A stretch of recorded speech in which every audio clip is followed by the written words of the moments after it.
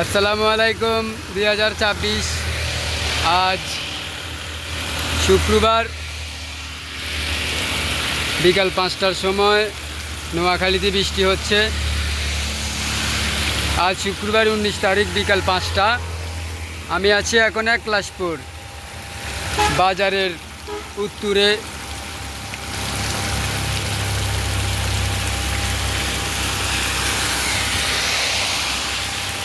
মাশাআল্লাহ অনেক সুন্দর বৃষ্টি হচ্ছে, কারণ আল্লাহ মানুষকে বৃষ্টি দিয়ে, বৃষ্টি হলো রহমত। কারণ বৃষ্টি আসলে